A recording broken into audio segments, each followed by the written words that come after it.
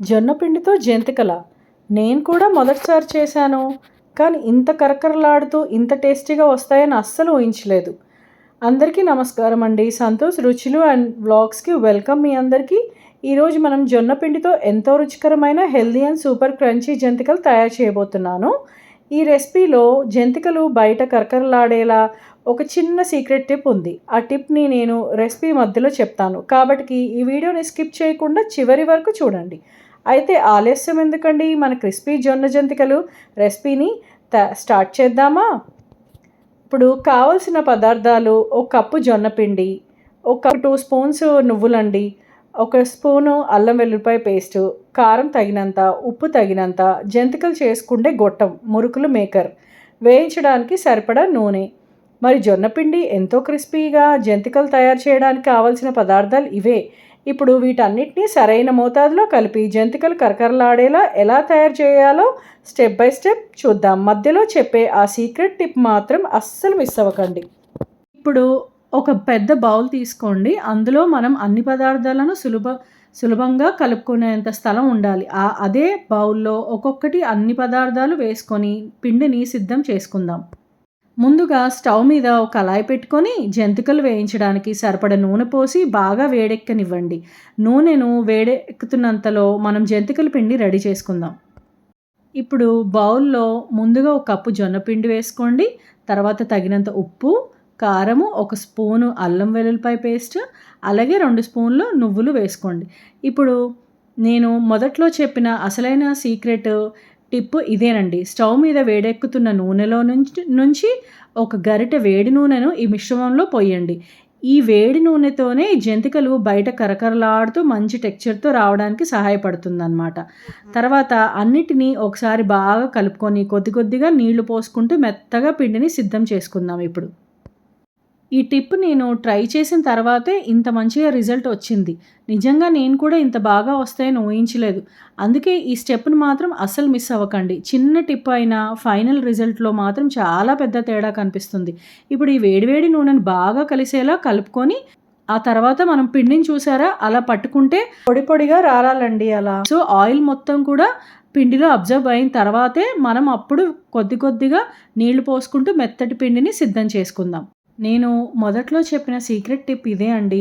ఈ ఒక చిన్న స్టెప్ మిస్ అయితే జంతికలు టెక్స్చరు పూర్తిగా మారిపోతుంది. వేడివేడి నూనెను పిండిలో కలపడం వల్ల జంతికలు బయట కరకరలాడుతూ లోపల కూడా చాలా బాగా ఉడుకుతాయి. చాలామంది ఈ స్టెప్ను స్కిప్ చేస్తారు, కానీ ఈ చిన్న టిప్ ఫాలో అయితే జొన్న జంతికలు చాలా క్రిస్పీగా వస్తాయి అన్నమాట. ఇప్పుడు కొద్ది కొద్దిగా నీళ్లు పోసుకుంటూ పిండిని కలుపుకోండి. జంతికల పిండి ఎలా ఉండాలో మీ అందరికీ తెలిసిందే. అదే విధంగా మరీ గట్టిగా కాకుండా మరీ పలుచగా కాకుండా జంతికలు గొట్టంలో సులభంగా వచ్చేంత మెత్తని కన్సిస్టెన్సీలో పిండిని సిద్ధం చేసుకోవాలి. అలాగే వేయించిన తర్వాత కూడా ఎంతో కరకరలాడుతూ ఉంటాయి. కాబట్టి ఈ స్టెప్లో పిండిని సరైన కన్సిస్టెన్సీలో కలపడం చాలా ముఖ్యమండి. ఇక్కడ నేను మీకు చూపించినట్టుగా 1 కప్ జొన్న పిండికి దాదాపుగా 1 గ్లాస్ వాటర్ పట్టిందండి.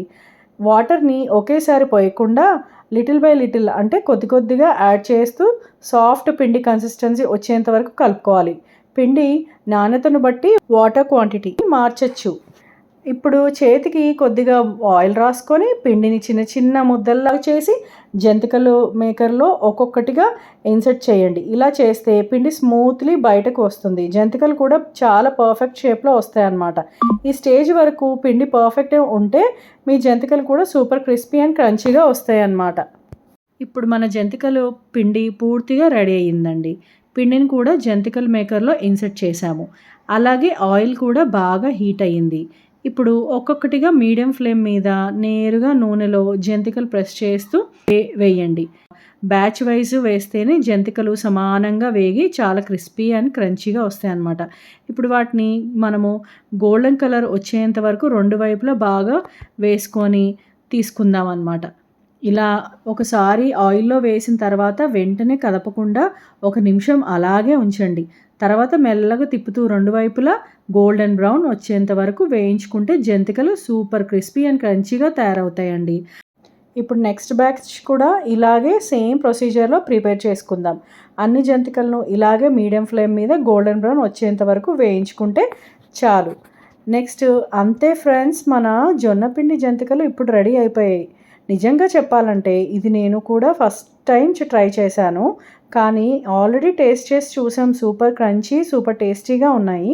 అసలు ఇంత బాగా వస్తాయని నేను కూడా ఎక్స్‌పెక్ట్ చేయలేదండి. అది కూడా మినపప్పు లేకుండానే ఓన్లీ విత్ జొన్నపిండి ఇంత పర్ఫెక్ట్ క్రిస్పీ జంతికలు తయారయ్యాయి. మీరు కూడా ఒకసారి ట్రై చేసి ఎలా వచ్చాయో మీరు వాల్యుబుల్ కామెంట్స్‌లో తప్పకుండా చెప్పండి. వీడియో నచ్చితే మీకు లైక్ చేయండి, షేర్ చేయండి. అలాగే మా ఛానల్‌కి కొత్తవారైతే సబ్స్క్రైబ్ చేసుకోవడం మటుకు మర్చిపోవద్దండి. సంతోష్ రుచులు అండ్ బ్లాగ్స్‌ని ఫాలో అవ్వండి. అలాగే బెల్ ఐకాన్‌ని మటుకు ట్యాప్ చేయండి. మీ ఫ్రెండ్స్ అండ్ ఫ్యామిలీకి ఫార్వర్డ్ చేయండి. మళ్ళీ ఇంకో డెలీషియస్ రెసిపీతో కలుద్దాం. అప్పటి వరకు బాయ్, టేక్ కేర్.